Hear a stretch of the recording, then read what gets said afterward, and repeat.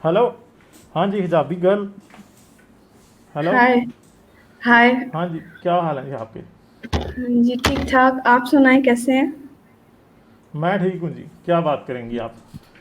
अच्छा, मैं आपसे देखिए, मैं आपसे सिर्फ थॉट्स एक्सचेंज करने आई हूँ। हमने एक दूसरे को फंसाना नहीं है, जैसा कि अमूमन डिबेट्स में होता है, आप जानते हैं। तो हम्म। मैं सिर्फ आपसे पूछना ये चाह रही थी कि मुझे ये चीज़ बहुत डाउटफुल है कि मतलब मैं एक बिलीवर हूँ, तो आप तो एथिस्ट हैं, तो ये चीज़ मेरे लिए बहुत डाउटफुल है कि हमारा कोई मकसद नहीं है ना। एज ए एथियस्ट मुझे कोई मतलब लाइफ का कोई एक मकसद नहीं मिलता। तो आप क्या इसके बारे में कहना चाहेंगे कि कैसे यानी आप ये इंसान। समझती हैं कि अगर बंदा एथियस्ट हो जाए, एथियस्ट है, मज़हब छोड़ दिया, तो उसकी ज़िंदगी का कोई मकसद नहीं है? हाँ जी। तो फिर मुझे डिफ़ाइन करेंगे मुसलमान की ज़िंदगी का क्या मकसद है, या क्रिश्चियन की ज़िंदगी का क्या मकसद है, एक मजहबी शख्स की ज़िंदगी का क्या मकसद है? देखिए ना, अब आप ऑब्जर्व करें तो हमारी जो कायनात है उसमें मतलब हर चीज़ मकसद के लिए बनाई गई। Everything is organized. ठीक है, अब जैसा कि अब किसी को अल्लाह ने आंखें दी हैं तो वो देख रहा है, मतलब मकसद है हर चीज़ का। दिमाग है, उसका भी मकसद है। ठीक है, तो ये हर इंसान की तो क्यूरियोसिटी है कि वो कहाँ से आया है, उसकी उसने कहाँ जाना है, मरने के बाद क्या होता है। तो जब बंदा एथिस्ट होता है तो उसको इन चीज़ों के जवाब नहीं मिलते, वो इन चीज़ों को नहीं ढूंढ पाता। तो इवन एग्जैक्टली साइंस भी इन चीज़ों के जवाब नहीं देती कि मरने के बाद क्या होता है। ठीक है, एक इंसान के अंदर एक रूह है जो कि साइंस नहीं एक्सप्लेन कर पाती। तो हर चीज़ की रीज़न होती है ना, तो आप भी एक लॉजिकल इंसान है, तो रीज़न बहुत ज़रूरी चीज़ है। तो हमारी ज़िंदगी की क्या रीज़न है, मतलब लाइफ की क्या रीज़न है? ये ऐਵੇਂ ही है, बस हम ऐसे फजूल में पैदा हो गए हैं, खुद ब खुद ही हो गए हैं। तो इसका क्या है? मगर आपसे आप कह रही हैं हर चीज़ का कोई मकसद है। हैं? हाँ जी। हर चीज़ का कोई मकसद है, तो मुझे ये बताएं, मार्स की सरफेस पे पड़े हुए पत्थरों का क्या मकसद है? देखिए ना, आप अब आपको शायद आपकी ठीक है, माइंड। एक दरख्त जंगल में कट के गिर गया, ना किसी ने देखा, ना हुआ, उसका क्या हाँ मकसद जी। है? एक देखिए ना, डायनासोर जो आज से 65 मिलियन साल पहले ज़मीन के हाँ ऊपर जी। मौजूद था, मर गया, उसका क्या मकसद था? देखिए ना, वो चीज़ें उस वक़्त की हैं और मार्स को हमने नहीं, देखा मैं तो नहीं है। आपसे पूछ रहा हूँ ना, मैं आपसे ये पूछ रहा हूँ, आपने कहा हर चीज़ का मकसद है, तो मैंने आपसे पूछा कि फिर इनका मकसद क्या है? देखिए ना, फ़िलहाल हम मार्स की बात बाद में करेंगे, लेकिन जो चीज़ें हमारे सामने हैं, उनका तो हमें मकसद नज़र आता है। अब उस वक़्त तो हम नहीं थे, डायनासॉर के मैं दौर में हम नहीं आपसे थे। यही पूछ रहा हूँ कि अगर आपको उनका मकसद नहीं पता, तो आपको इसका कैसे पता कि इंसान की ज़िंदगी का मकसद फलां है? देखिए ना, वो चीज़ें उनसा उनका हमारी ज़िंदगी से क्या ताल्लुक है? वो उस वक़्त थी, उनका नहीं, हमारी होगा कोई ज़िंदगी से मतलब। ही तो ताल्लुक नहीं। आपने कहा, जो आपने एक स्टेटमेंट दी, स्वीपिंग स्टेटमेंट, उसमें आपने कहा कि हर चीज़ का कोई मकसद है। तो मैंने आपसे पूछा कि मार्स की सरफेस पे पड़े हुए पत्थरों का क्या मकसद है, और वो दरख्त जो जंगल में कट के गिर जाते हैं, या आज से 65 मिलियन साल पहले जो डायनासोर करोड़ों साल ज़मीन पर रहते रहे, उनका क्या मकसद था? आप देखिए फिर ना। इसका मतलब है नहीं, फिर हम एक बात मान सकते हैं आप और मैं दोनों, हाँ कि जी। कि हर चीज़ का मकसद कोई होना चाहिए, ये बात गलत है। नहीं, फिर आप अब मैं आपसे एक बात करूँगी, नहीं, आप फिर प्लीज़ मेरी मतलब बात आप सुनिए एक सिर्फ़ 1 मिनट, सिर्फ़ 1 मिनट। इस स्टेटमेंट से पीछे हट जाएं कि हर चीज़ का मकसद होना चाहिए, तो फिर मैं आगे बात चलता हूँ करता हूँ देखिए ना, कि हाँ आप भाई, मेरी ज़िंदगी बात का तो मकसद। सुनिए। आप बात तो सुनिए ना। अब जो हमारे सामने जो चीज़ें दिख रही हैं, हर चीज़ का मकसद हमें नज़र आ रहा है। फिलहाल जो हमारी आइज़ के सामने है, हम उन चीज़ों को देखते हैं, मतलब कायनात में इस वक़्त हम जो नहीं, उनको जिस अर्थ में रह मसला रहे हैं, जो ये नहीं है चीज़ें ना, हैं। मैं आपको यही तो बता रहा हूँ कि दुनिया सिर्फ आपकी आंखों के सामने नहीं है ना, और भी चीज़ें हैं ना। अगर आप मकसद ये ढूंढ रहे हैं और आप समझते हैं कि हर चीज़ का मकसद है, तो जो चीज़ें आपके सामने नहीं हो रही, या आपका वो चीज़ें तो बेमकसद हुई, फिर आप कैसे कह सकते हैं हर चीज़ का मकसद है? यहाँ इस सवाल से हट जाएंगे, हर चीज़ का कोई मकसद होता है। ठीक है, हर चीज़ का मकसद नहीं होता। ठीक है, चलिए ठीक है, सब हर चीज़ चीज़ें। का मकसद नहीं होगा, लेकिन हमारी ज़िंदगी का अच्छा, तो मकसद है ना। हमारी ज़िंदगी का मकसद क्या है? हमारी ज़िंदगी का मकसद वही है जो कोई इंसान मान लेता है कि उसकी ज़िंदगी का क्या मकसद है। चाहे वो मकसद उसे इस्लाम से मिल जाए, चाहे वो मकसद उसे क्रिश्चियनिटी से मिल जाए, चाहे उसे हिंदू धर्म से मिल जाए, चाहे बुद्धिज़्म से मिल जाए, चाहे उसे एक सेक्युलर मार्क्सिस्ट आइडियोलॉजी से मिल जाए, चाहे उसे साइंस में कायनात को एक्सप्लोर करने में कोई मकसद मिल जाए। वो डिसाइड करता है ना।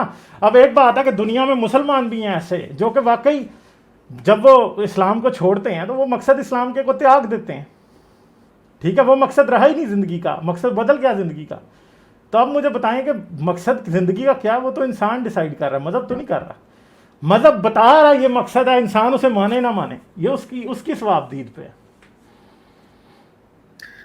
अच्छा, नहीं आपका पॉइंट ऑफ व्यू भी अच्छा है, लेकिन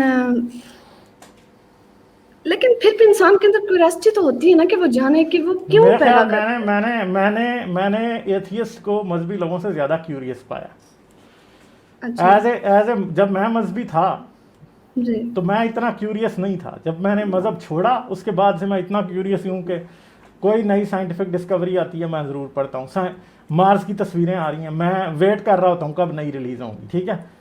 हाँ जी। मैं और चीज़ें देख रहा होता हूँ कई किस्म की, एवोल्यूशन के ऊपर कोई नई रिसर्च आती है सामने, मैं देख रहा होता हूँ। मैं हर चीज़ को अपने तौर पर देख रहा होता हूँ।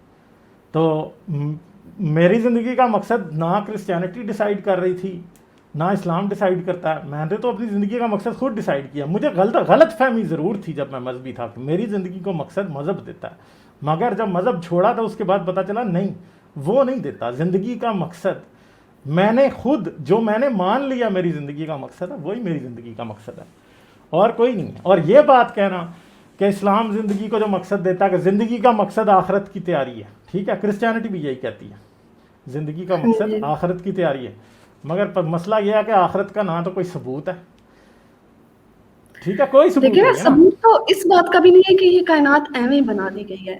अब देखिए, मैंने कल जेम्स टूअर आप जानते होंगे, बहुत बड़े वो क्रिश्चियन साइंटिस्ट हैं, तो मैंने उनकी वीडियो देखी ओरिजिन ऑफ लाइफ पे। तो वो कह रहे थे कि जब हम डीएनए की मतलब स्टडी करते हैं, डीएनए के अंदर जाते हैं, उसके मॉलिक्यूल्स को पढ़ते हैं, उससे अंदर जाते हैं, तो एक पॉइंट ऐसा आ जाता है जो जिस पॉइंट पे हम कहते हैं कि इससे आगे हमारी सोच खत्म हो जाती है, ठीक है। अब ये कायनात का जो ओरिजिन है वो कह रहे थे कि हमारी वहां पर सोच खत्म हो जाती है जहां से ये कायनात शुरू होती है, ठीक है। तो फिर हम किस तरह जो है वो ये कह सकते नहीं, हैं कि ये तो एक मतलब रेड हीरिंग है हमारी ना। सोच ये इसे पता क्या कहते हैं कायनात पे इसको, अप्लाई हो सकते हैं। इसे फ़लसफ़े हाँ की जी। ज़ुबान में, ये फ़लसफ़े की ज़ुबान में एक मंतकी मुगालता या फिर फैलसी इसको कहते हैं। इसको कहते हैं आर्ग्यूमेंट फ्रॉम इग्नोरेंस, ठीक है। आर्ग्यूमेंट फ्रॉम इग्नोरेंस क्या होता है? जैसे अगर आज से आप 2000 साल पहले किसी किसी एक आदमी से पूछते कि वो जो फलां सितारा आसमान में है वो कैसे बना था, तो या तो आपको उसने कोई फिक्शनल या मिथिकल टेल सुना देनी थी, या उसने आपको ये कहना था कि नहीं। और जब आपने उससे पूछना था कि भाई आपको कैसे पता चला कि ये सितारा जिस तरह आप जो आपकी मिथिकल टेल है उस तरह से बना है, तो वह आपको ये कहता कि हमें पता नहीं है, तो इसलिए जो हमें बताया गया हम उस पर यकीन करेंगे, ठीक है। हाँ जी। मगर आज के दौर में अगर आप पूछें किसी से कि कोई सितारा आप ज़मीन पे आसमान पे देख लें और आप उसके बारे में देखना शुरू करें, या कोई साइंटिस्ट उस पर दूरबीन लगा ले, तो वो 100% उसकी एज भी बता सकता है। वो ये भी बता सकता है कि ये कब मरेगा, कि हमसे कितना दूर है, कब बना होगा, ये सब कुछ वो आपको बता देगा। मगर उस वक्त में ये आर्गूमेंट फ्रॉम इग्नोरेंस चलना था, ठीक है। देखें आज अगर आपको ये नहीं पता कि बिग बैंग क्यों हुआ या कायनात कैसे बनी, कायनात क्यों बनी, तो इसका मतलब ये नहीं है कि आपको कभी भी पता नहीं लगेगा। या फिर मैं समझता हूं कि ये बात मान लेना बेहतर होता है कि हमें नहीं पता, बजाय इसके कि हम नतीजे निकालने लगे क्योंकि हमारी इल्हामी किताब में यूं लिखा है और हमें आज तक साइंस इसका जवाब नहीं दे सकी, इसलिए हम इल्हामी किताब की बात को मानेंगे क्योंकि हमारे पास इसका नॉलेज नहीं है, इसलिए हाँ हमें किताब जी। की बात मानी। देखेंगे इसे कहते हैं फॉल्स डायकोटमी। फॉल्स हाँ जी। डायकोटमी देखिए क्या ना, होती आप है? भी लॉजिक्स को सुने जो है वो प्रेफरेंस देते हैं, तो सुने ये तो भी सही एक। ना, अभी बात कंप्लीट नहीं हुई ना। हाँ फॉल्स जी। डायकोटमी इसको कहते हैं कि अगर मेरी बात तुम्हारी बात ठीक नहीं है तो मेरी माननी पड़ेगी, हाँ जी। ठीक है जी। अगर अगर अगर साइंस को नहीं पता तो मजहब की माननी पड़ेगी। मसला ये नहीं है, अगर मजहब साइंस को नहीं पता तो इस बात से ये कैसे साबित हो गया कि मजहब की मान लो, क्योंकि मजहब तो अपने जितने क्लेम्स हैं उनके बारे में कोई एविडेंस नहीं देता। जैसे मजहब कहता है आसमान और ज़मीन को खुदा ने बनाया, एविडेंस पूछो तो वो आपको दे ही नहीं सकता। उसके पास देखिए ना, कैपेबिलिटी नहीं है। एविडेंस मैं आपको देती हूँ ना, मैं आपको एविडेंस देती हूँ उसका। अगर आप बात को बहुत लंबा कर रहे हैं तो मुझे भूल जाएगा। एविडेंस इसका ये है कि अब देखिए, इतनी ऑर्गेनाइज्ड फॉर्म में है। आप कोई भी चीज़ फेंक देते हैं यूं सारे कमरे में, तो कोई आएगा तो वो देखेगा तो वो कहेगा कि ये मतलब किसी ने ऑर्गेनाइज नहीं की हुई। लेकिन एक चीज़ जो इतनी ऑर्गेनाइज्ड है, कोई मान ही नहीं सकता कि ये बगैर ऑर्गेनाइजेशन के जो सा ये पड़ी हुई है, इसको किसी ने कुछ मतलब इस तरह तरतीब ही नहीं दिया। अब देखिए, इतनी चीज़ें इतनी ज़्यादा ऑर्गेनाइज्ड फॉर्म है। अब डीएनए की स्टडी करने में इंसान पागल हो जाता है। I am also student of science. तो ये बात तो मानना बिल्कुल भी गलत है कि जो सा है आपको जेनेटिक्स का पता है? हाँ जी, जेनेटिक्स क्यों की नहीं। एबीसी समझती हैं? हाँ जी। बायोलॉजी का पता है? हाँ मुझे जी। बताएं कि इंसान के डीएनए में कितना डीएनए जो है वो यूजफुल है और कितना रबिश है। देखे ना, जो रबिश है, अब उसके बारे में हम, अब उसका भी कोई फायदा होगा। आप अभी पहले नहीं बात कर नहीं, रहे थे उसका कि जो फायदा इंसान वो तो को मैं आपको बता दूंगा ना, मैं उसका फायदा तो आपको बता दूंगा ना, मगर दूसरा आप नहीं उसका फायदा बता पाएंगे। मैंने आपसे ये पूछा है कि अगर किसी भी जानदार का डीएनए है उसमें से कितना यूजफुल होता है और कितना डोरमेंट होता है जिसका कोई काम नहीं होता, कितना होता है? देखिए ना, आप ऑर्गेनाइजेशन की बात को मोड़ रहे हैं। अब देखें, नहीं, अर्ची मैं तक नहीं ऑर्गेनाइजेशन की ऑर्गेनाइजेशन बात नहीं को सबसे नहीं पहले मोड़ रहा, मैं आपको नेचर की बात की तरफ ला रहा हूँ, ठीक है? अच्छा देखिए, अब आप हर चीज की आपको भी कॉज की मतलब है, एक क्यूरियोसिटी है कि हर चीज नहीं, की होने की मैं कॉज। कॉज की बात ही नहीं कर रहा, आप बात को मोड़ रही हैं। मकसद की तो आप बात कर रहे हैं ना। नहीं, मैं मतलब आपके मकसद अंदर की भी बात नहीं क्यूरियोसिटी कर है रहा। कि नहीं नहीं, किसी चीज का मैं मकसद मकसद की जरूर बात होता भी है। नहीं, मैं मकसद की बात भी नहीं कर रहा। तो फिर मैं आप क्या क्यों बात पूछ कर रहे रहा हैं हूँ? कि ये आधा मैं अभी रबिश आपको क्यों बता होता है देता और हूँ आधा ना। ये क्यों होता है। अब आप आ गई हैं एवोल्यूशन पे। इंसान का जो डीएनए है जितना भी, उसमें से सिर्फ हाँ जी। 25% जो है वो उसकी जिंदगी में, उसके टोटल फंक्शन में कोई रोल प्ले करता है, बाकी सब का सब रबिश है, ठीक है? देखिए, उ- अभी हम बहुत नॉलेज में ना बहुत पीछे हैं। कुछ नहीं, बहुत नॉलेज में कुछ पीछे अर्सा नहीं है पहले ना, हम मैं आपको कहते बता थे। देता हूँ, नॉलेज में पीछे नहीं है, हमें पता है कि अभी बाकी तो हमने कुछ भी नहीं 75% का रिसर्च काम क्या है। किया। हम थोड़ा सा ओहो, मैं टेक्नोलॉजी अभी में आगे चले गए तो हम थोड़ा, अपने आप को मॉन्स्टर समझने लगे हैं। तो ऐसा वैसा कुछ भी नहीं है। अभी तो ये जो आपने 25 निकाला है ना, जिसको आपका यूज पता चला, इंशाल्लाह 75 भी आपको पता चल जाएगा। हर चीज मकसद के लिए पहले ही बनाई गई पता है। है, पहले ही पता है ना, पहले ही पता है, हाँ आप जी। सुनेंगे तो आपको पता लगेगा ना क्या है उसका मकसद। हाँ जी। बाकी का मकसद ये है कि जब जानदार इवॉल्व होते हैं तो डीएनए कोई ना कोई रबिश होता जाता है, और कोई जो रबिश डीएनए होता है वो दोबारा एक्टिव हो जाता है, फिर कोई रबिश हो जाता है। एवोल्यूशन ऐसे ही चलती है। हमारे पास जो रेप्टाइल्स के अंदर डीएनए है, रेप्टाइल्स का प्रोटोसिंथेसिस का जो डीएनए का कोड है ना, वो भी हमारे पास पड़ा हुआ है आज, ठीक है? मगर वो हमारे अंदर काम नहीं करता हमारे अंदर, ठीक है? फिश के स्केल्स जो होते हैं वो भी स्किन पे उगाने का डीएनए पड़ा हुआ है, मगर वो काम नहीं करता। क्यों? ये किस बात की निशानी है? ये इस बात की निशानी है कि हम एक कॉमन एंसेस्टर से इवॉल्व हुए हैं, और बहुत सा डीएनए हमारा ऐसा है जो कि पिछले सब जानदारों से, इवन के हमारा जो डीएनए है 43% जो है ना, वो प्लांट से भी मैच कर रहा होता है, ठीक है जी? 43% प्लांट से भी मैच कर रहा होता है। तो इसका मतलब होता है कि एवोल्यूशन जो है वो सही है, वो सच्ची है, क्योंकि हमारे पास उन सब जानदारों के जो उन सब जानदारों का डीएनए मौजूद है कहीं ना कहीं बिगड़ी हुई शक्ल में, जिनसे आहिस्ता अच्छा, आहिस्ता तो हम एवोल्यूशन की सीढ़ियां आगे आप चल एवोल्यूशन चढ़ते पे आए हैं। बिलीव करते हो? हाँ अच्छा, जी। तो आप देखिए आपको ना, आप सरप्राइज क्यों एवोल्यूशन पे लगा कि बिलीव मैं करते एवोल्यूशन हैं। पे बिलीव करता हूँ? आप खुद कह रहे हैं कि एवोल्यूशन इससे फील हो रही है कि वो सच्ची है। तो मिसन नहीं, आपको फील कोई नहीं हो रही है, चीज सच्ची मिली है है ना, ना कि फील नहीं हो रही। जिससे आप उसको बिलीव कर रहे हैं। मतलब आपके पास कुछ लॉजिक्स वगैरह हैं, साइंस हैं। देखी तो आपने जहरी बातें नहीं है, लेकिन आपके पास साइंस हैं जिनसे आप अंदाजा लगा रहे हैं कि नहीं, नहीं, एवोल्यूशन तो मतलब साइंस का जो एविडेंस होता है वो क्या होता है? आप मुझे बताएं, साइंस का एविडेंस क्या होता है, पता है आपको? हाँ जी। साइंस किस बात को एविडेंस मानती है? आप समझते हैं कि साइंस किस बात को एविडेंस हाँ मानती है? किसको हाँ जी, मानती जो थ्योरी सरवाइव करे उस पे एविडेंस है? उसको एविडेंस, मानती है जो साइंटिफिक एविडेंस क्या होता है? अ, साइंटिफिक एविडेंस ये देखिए ना, होता आप है आगे कि फर्ज बात करें, को मोड़े हैं। मैं आपसे, मैं बात को मोड़ नहीं रहा, मैं आपको ये बता रहा हाँ हूँ जी। कि साइंस का जो हाँ एविडेंस होता है ना वो ये होता है कि फर्ज करें एक एक्सपेरिमेंट आपने किया, आपने एक रिसर्च हाँ पेपर जी। छाप दिया, ठीक है जी? आपने एक्सपेरिमेंट किया, उसके रिजल्ट्स लिख के रिसर्च पेपर छाप दिया।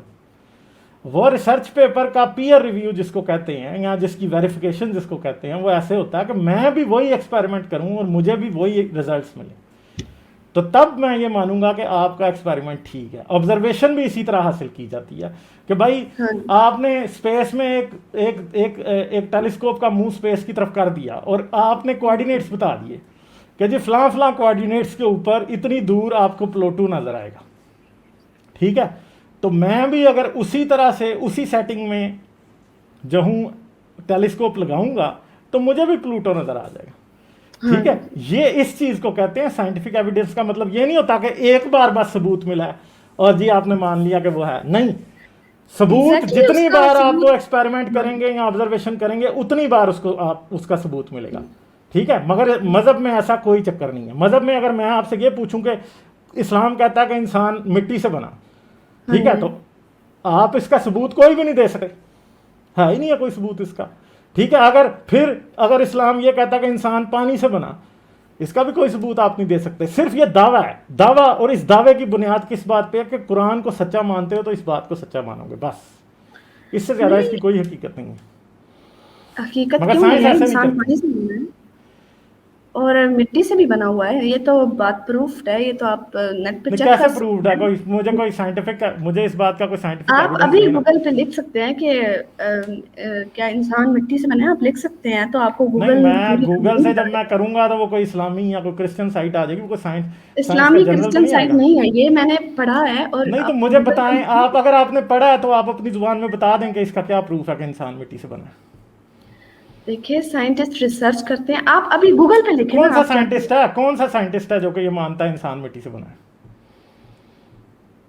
कौन सा सेकुलर एथियस्ट? अगर देखें, बात यह है कि साइंस जो है ना वो ना एथियस्ट है ना मजहबी है, ठीक है। हाँ जी। एक सिंपल सी बात है ना, मैंने आपको बताया कि साइंटिफिक एविडेंस ये होता है कि उसे कोई भी रिप्रोड्यूस कर सके। अगर कोई एथियस्ट एक्सपेरिमेंट करे तो उसका रिजल्ट वही आए, कोई क्रिश्चियन करे तो तब भी वही आएगा, चाइनीज करेगा तो तब भी वही आएगा, हिंदू करेगा तो तब भी वही आएगा, सबका रिजल्ट एक ही आएगा। मगर प्रॉब्लम ये है कि जिसने भी ये इस तरह का कोई ऑब्जर्वेशनल एविडेंस दिया कि इंसान मिट्टी से बना है, वो अगर आप मुझे भी दिखाएंगी और वो एविडेंस वाकई ठीक होगा तो जाहिर बात है मैं भी मान जाऊंगा। मगर मैंने तो अभी तक नहीं देखा कोई भी। चलिए ठीक है फिर, अच्छा चलें, लगा आपसे ठीक बात है, करके। ठीक है, आती रहिएगा, फिर आइएगा। चलें, ओके, सही, thank you, bye. Thank you.